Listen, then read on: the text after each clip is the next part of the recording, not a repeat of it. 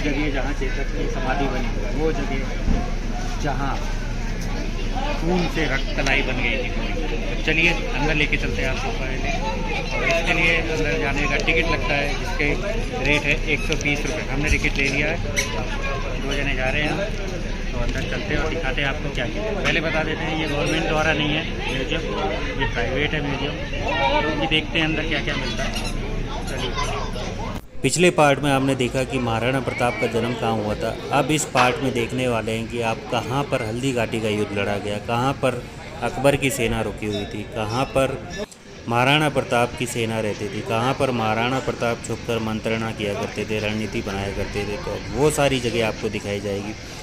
रास्ते में पड़ता है एक छोटा सा म्यूजियम जिसमें बताया जाएगा कि महाराणा प्रताप कहाँ रहे थे, कहाँ ये अंदर में वो स्थान है, कहाँ चेतक की समाधि है, कहाँ रक्त तलाई है जहाँ पे खून से तालाब बन गया था, और कुछ हिस्ट्री की बातें बताई जाएंगी। तो चलिए अभी अंदर चलते हैं, आपको भी लेके चलते हैं, दिखाते हैं क्या क्या देखने को मिलेगा।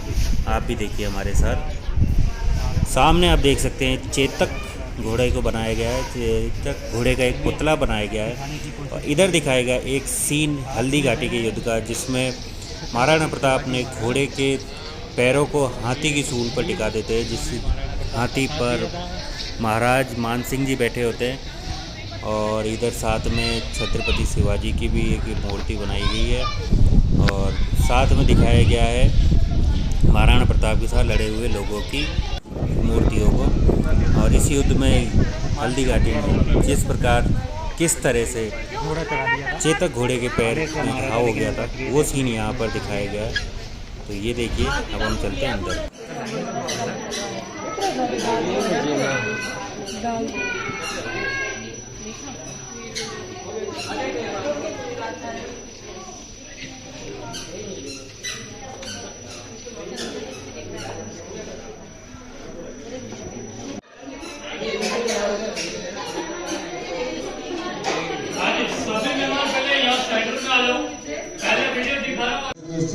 महाराणा प्रताप संग्रहालय में आप सभी का हार्दिक स्वागत है। हमारे देश में कई बड़े वीर साहसी और शक्तिशाली राजा हुए हैं और उन्होंने कई बड़े बड़े युद्ध किए हैं, परंतु मेवाड़ के शासक महाराणा प्रताप, जिन्होंने अपने देश की स्वतंत्रता और स्वाभिमान के विरुद्ध लड़ा और अकबर के साम्राज्य में देश को सफल नहीं होने दिया। हल्दी घाटी का घमासान युद्ध हुआ था। ये युद्ध केवल एक दिन का था, जो मेवाड़ के राजा महाराणा प्रताप एवं मुगल अकबर की सेना के मध्य हुआ था। इस युद्ध में अकबर स्वयं नहीं आए थे। उन्होंने आमेर जयपुर के राजा मानसिंह को अपना सेनापति बनाकर भेजा था। हल्दी घाटी का युद्ध 5 किलोमीटर लंबे और 200 मीटर चौड़े क्षेत्र में हुआ।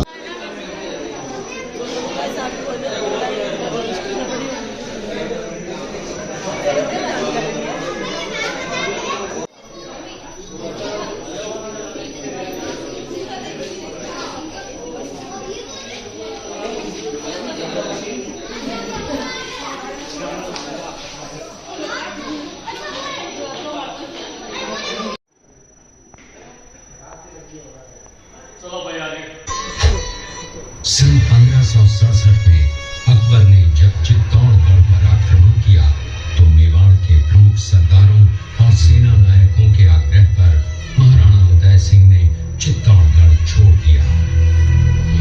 अपने देश, कुल, गौरव और मातृभूमि की मर्यादा के हड्डियों पर टूट पड़ी।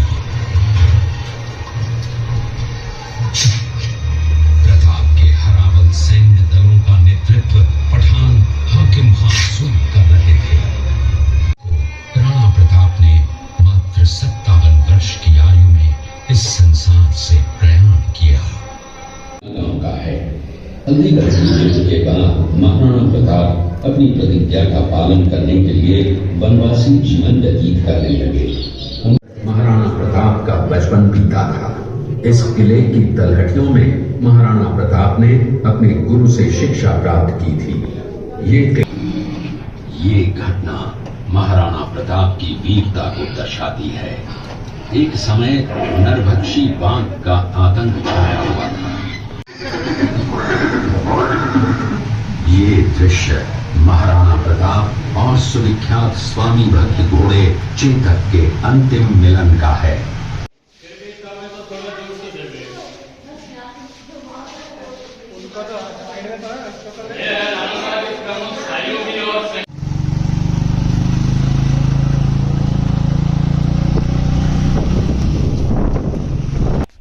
अब हम आ चुके हैं बिल्कुल उस जगह पर जहाँ पर चेतक घोड़े ने छलांग मारी थी और 22 फीट का नाला क्रॉस किया था। जी हाँ, इसी कहीं जगह पे चेतक ने छलांग मारी थी और सामने देख सकते हैं उस पहाड़ से कहीं से जो रास्ता आ रहा है वहाँ से लेके यहाँ तक छलांग मारी थी। बीच में बह रहा है नाला जिसकी शायद आपको आवाज़ भी सुनाई दे रही होगी पानी की। तो यहाँ पे कहीं पे तब बरसात का टाइम था, नाला काफ़ी ज़्यादा था, पानी काफ़ी ज़्यादा बह रहा था और उस पूरे को छलांग की एक ही छलांग में पार किया था चेतक घोड़े ने। तो बिल्कुल यही कहीं जगह है जहां उस घोड़े ने छलांग मारी थी।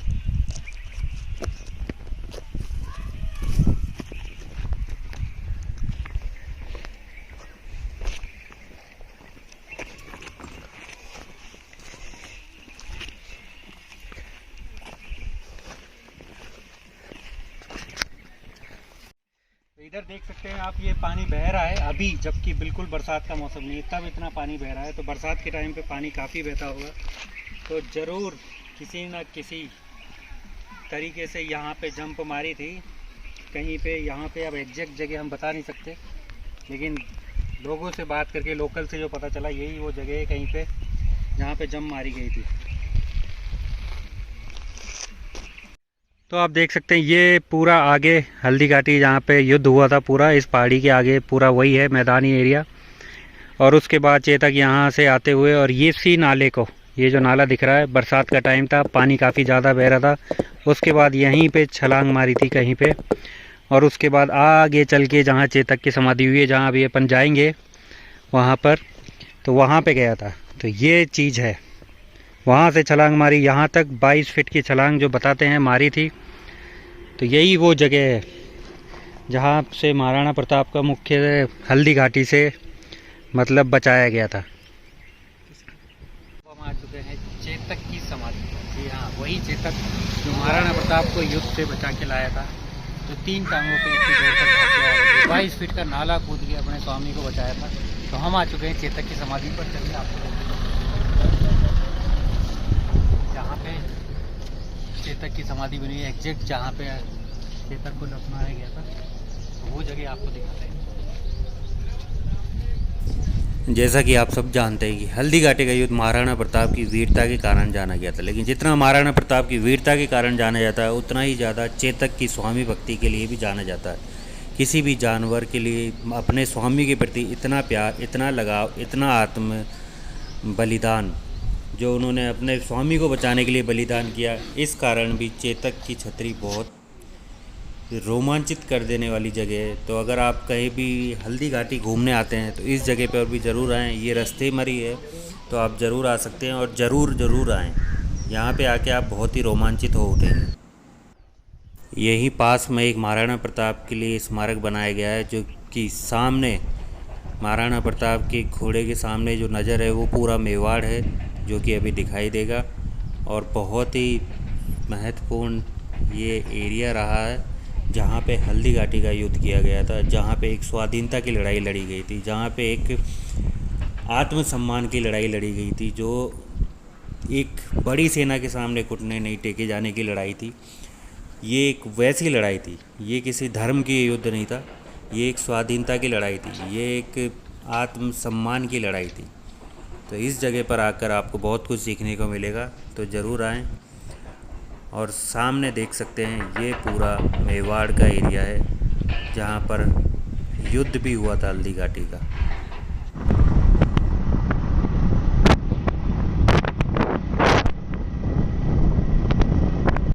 अब हम आपको दिखाने जा रहे हैं वो गुफाएं जहाँ पे महाराणा प्रताप हमेशा छिप के रहा करते थे, जहाँ पे जब भी महलों को छोड़ के जहाँ महाराणा प्रताप रहा करते थे, जहाँ पे उन्होंने घास की रोटियाँ खाई थी। तो वो सब स्टोरियाँ जो आपने सुनी है, ये वो गुफाएं हैं जहाँ पे महाराणा प्रताप रहा करते थे।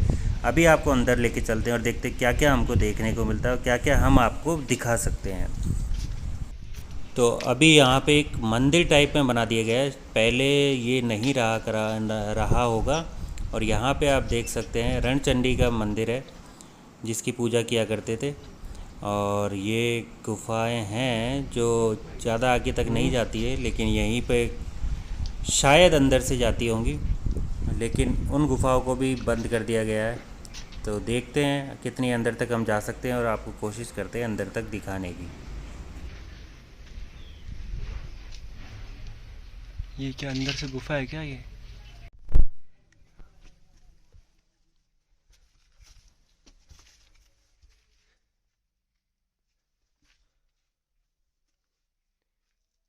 गुफा है, ये गुफा है। यहाँ से और अंदर जाती है क्या? बंद है, यहाँ से बंद है। इससे आगे मेरी जाने की हिम्मत नहीं हो रही। कोई सांप वाप ना हो अंदर भी। यहाँ से बंद है ये गुफा। कुछ दिख भी नहीं रहा है यहाँ से। तो ये वो मंदिर है, यहाँ से गुफा। यहाँ से अब हम आ चुके हैं उस जगह पर जहाँ पर महाराणा प्रताप जंगलों में रहा करते थे और जिन गुफाओं में छिपकर वो रणनीति बनाते थे। भील राजा राजपूत सरदारों के साथ मिलकर मीटिंग करते थे और अगले प्लान की, अगले हमले की तैयारी किया करते थे। तो ये वो गुफा है जहाँ वो रहते थे छुपके। अभी इस गुफा को बंद कर दिया गया। पहले ये गुफा कहा जाता चित्तौड़गढ़ तक जाती थी। ऐसी ही गुफाएं अंदर ही अंदर भूल भुलैया थी जो सिर्फ कुछ ही लोग उसका रास्ता जानते थे, तो इसलिए हर कोई भी नहीं पहुंच सकता था। लेकिन अभी इन गुफाओं को बंद कर दिया गया है। तो चलिए अभी आगे आपको और भी बहुत कुछ दिखाना बाकी है, जुड़े रहिए।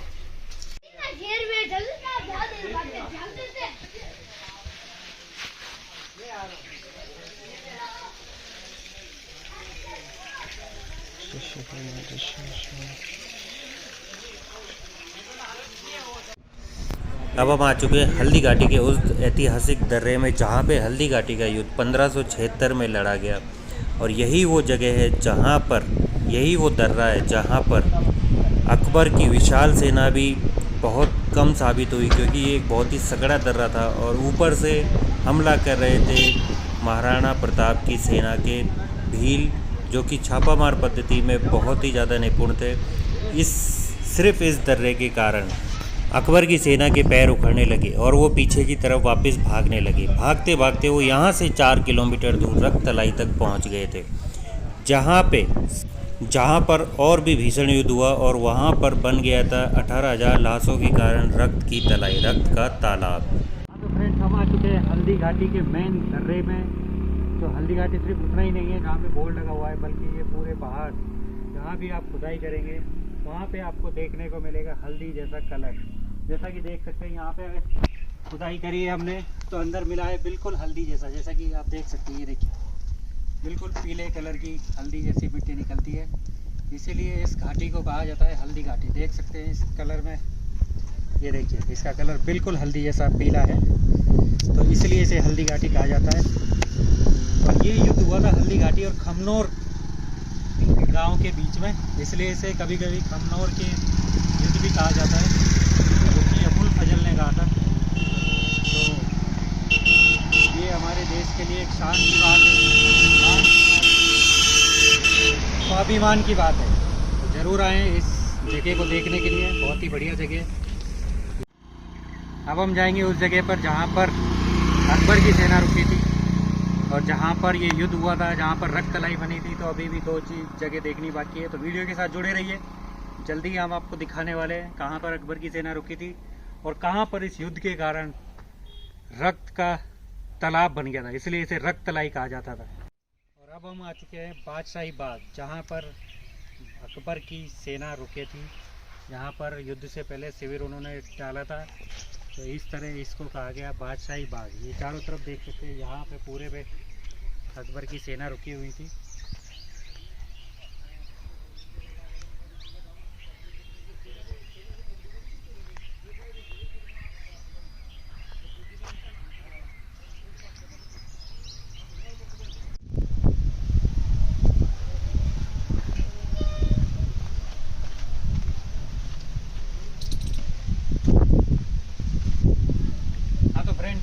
अब हम आ चुके हैं रक्तलाई पर, जहाँ पर जो युद्ध हुआ था, जिसके बाद जो मारे गए, जो घायल हुए, जिनके खून इतना निकला, उसके बाद हुई बारिश, क्योंकि महीना था मानसून का, जून में, उसके बाद हुई बारिश। और जो बारिश से पानी इकट्ठा हुआ वो पूरा लाल रंग हो चुका था, क्योंकि इतना खून बह चुका था उस युद्ध में।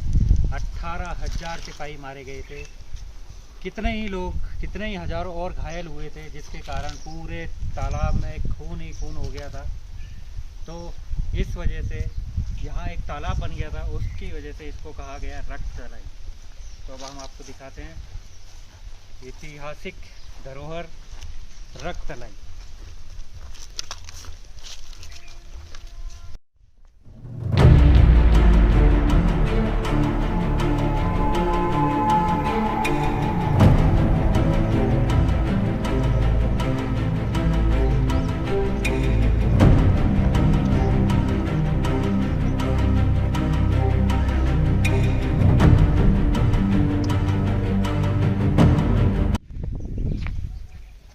ये जो छतरी आप देख रहे हैं ये है रामशाह तंवर की, जो कि ग्वालियर के राजा हुआ करते थे और जो बचकर मुगलों से इधर भागे थे, जिनको शरण दी थी महाराणा प्रताप ने। लेकिन हल्दी घाटी के युद्ध में वो भी महाराणा प्रताप की तरफ से लड़े थे और लड़ते लड़ते वीर गति को प्राप्त हुए थे। तो उसके उपलक्ष्य में राजा करण सिंह ने ये छतरी बनवाई थी हल्दी घाटी युद्ध के बाद।